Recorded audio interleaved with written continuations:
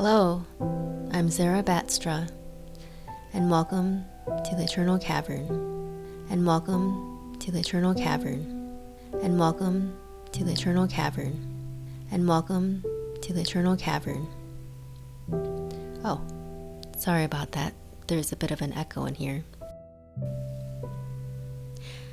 Anyway, I'm going to do the philosophy of reading booktube tag. Since, as you can see, you can say I like Friedrich Nietzsche. I saw this tag done by Book Chat with Pat. I wasn't tagged, but Pat was nice enough to invite everyone to make their own video for this tag, and I'm hoping she included bats in her invitation. This tag was created by the channel Reading from the Depths. So if you haven't already, go watch both of their videos. Thank you, Pat, for being so welcoming, and thank you, Lecton, for creating this tag. As part of the tag, we're supposed to include a book. For each question, there's 4 different questions. So question 1 is, what is your own personal philosophy of reading? How do you think about reading? What does reading mean to you? How does your reading life affect your non-reading life? Well, I think that reading is a way to enrich your life. You can vicariously experience things that you wouldn't be able to experience in your everyday life. You can travel to exotic or exciting places. You can learn about ancient or Paleolithic times. You can travel to a distant galaxy. You're not limited by money or reality, just time and comprehension. By comprehension, I'm not talking about literacy. You can look up words and stuff in a dictionary. What I mean is the life you've lived up to this point informs how you perceive what you consume. It depends on the experiences you've had, whether or not you can take in certain ideas or thoughts or words. And it's just, the more experience you have and the more experience reading you have, the more you are open to different things. On the other hand, some authors try to be ridiculously cryptic, which I can't understand in a couple ways. I can't understand what they write, and I can't understand why they would write what appears to be nonsense. It seems like you would want to get your point across clearly. It just seems like they're being exclusive for some reason. How much would people learn if our textbooks were written like Naked Lunch? It's a mystery to me. There's not much overlap between my reading life and my non-reading life. I can't really talk about what I read in everyday conversation. It never really comes up. And on the other hand, my non-reading life actually impacts my reading life more than anything. If something happens and I get too upset, I'm not able to focus and read until I recover. And then also, if I'm not reading and I get upset, I also tend to buy books as a coping mechanism. Too many books. I'll talk more about that in question 3. I plan on making a video discussing addiction and book buying. And another thing that keeps me from reading as much as I'd like to is my work schedule. I just work a lot. And when I'm not working, I'm preparing for work. The book that I'm going to include with this prompt is CPTSD From Surviving to Thriving by Pete Walker. So I found this book a few years ago when I was going through a difficult time. And it actually talked about something I'd never heard of before, which is an emotional flashback, which is where if something happens where it reminds you in some way of like a really difficult time in your life, it makes your body go into fight, flight, or freeze mode automatically without your consent. It's jarring, and I didn't understand what was happening to me when that would happen. After I read that book, it didn't help the situation, it didn't make the experience better, but it kept me from being hard on myself about how I was handling things. So I didn't beat myself up about getting upset or put myself down saying that, you gotta be tougher, or that I'm just overreacting. The current situation might not seem to warrant such a big reaction, but it's just the memory of difficult things that have happened before. There's that saying, if it's hysterical, it's historical. So I try to keep that in mind. So on to prompt 2. When did you first come to think of yourself as a reader? I wouldn't really call myself a reader. I don't read that much, really, and I actually have gone several years without reading for different reasons. Like I said before, it's a way to explore new perspectives and to get a better idea of who I am. So I've always felt like an alien surrounded by normal people. So reading other people's thoughts and stories is a way to get a better understanding of what it could be like if I was normal. It's like a double-edged sword. It seems like the more I learn, the less I know relatively, because the more I realize I don't know. And then the more I learn, the weirder I seem to normal people who already know how to be normal. The book I'm including in this prompt is Passing by Jerzy Kosinski. Just like a collection of essays that was collected by his wife after he passed away. There was an entry in there where he talks about how writing and reading is a way for people to touch minds, and I love that idea, because you really don't know what people are thinking unless they write it down, and then you can read what they were thinking. The third prompt is, what are some goals or hopes that you have for your reading life? For the last few years, I've been buying too many books at a pace that is unsustainable. I can maybe read one book a week, maybe every other week. And now that I've got this new hobby, it'll probably be less. If I only read one book a week, I should only buy at most like 50 books a year. I buy a lot more than that. My goal is just to read the books that I have without buying any more books.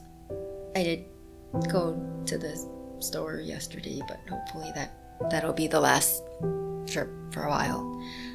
And another goal that I have is to get into some newer books and fiction. I read new nonfiction, and I enjoy new nonfiction, but I have a hard time relating, I guess would be the word, to contemporary fiction. I've purchased some titles that have been recommended on YouTube, so they're waiting for me. Whenever I do try a newer book, I always feel disappointed, or I either feel disappointed or mad that I wasted my time reading it, or I don't finish it. The book I'm going to include for this question is Serotonin by Michelle Houellebecq. I remember seeing it on the Barnes & Noble, and I didn't buy it, and then I found it discounted at half-price books, so I read it, and I just thought it was a mess, and it was just kind of boring passages interrupted by some really horrible scenes. The first video I put up on my channel was on The Painted Bird, which has worse content in it than Serotonin. But the horrible things aren't done to punish or humiliate its characters like it seems like Michelle Houellebecq is doing in Serotonin. I don't know. I kept reading Serotonin because I thought he was going to say something about fading youth and relevance in today's society, but it didn't say anything really. I think he just added all that stuff for shock value and just left me with a bad taste in my mouth. So the last question is, what is part of your current reading life right now that is important or exciting for you? Reading's always been an internal and solitary activity for me. Before finding BookTube, I had a hard time reading when I felt really lonely because it just made me feel even lonelier. But after I started watching BookTube, watching the BookTube videos, I guess it's like ASMR, it felt like the person in the video was talking to me. Like I had company who just really liked to talk about books a lot, which is fun. So now that I have my own BookTube channel, I feel like I can contribute to the conversation, and it's more of a two-way conversation. I'm not just consuming, I'm contributing. Whether or not anyone listens to me, that's beside the point. Well, I have to admit, this isn't what I look like. There's a lot of video editing and lighting and filtering involved to get me to look like this, without which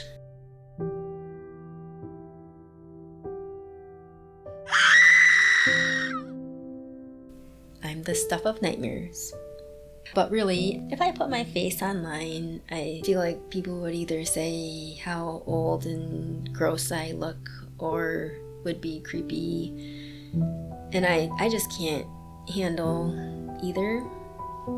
I have body dysmorphia, low self-esteem, paranoia, and like I said before, complex PTSD, which, if I get triggered, it can take me out of a functioning state for like a few days up to a month or more. So I don't want to derail any progress that I've made so far. I thought, I could just record my voice and have like a picture of my purple bat persona. But then as I was getting into the editing program and photo editing and the video editing and everything, I realized I could kind of animate throughout the video if I changed the images in a certain way.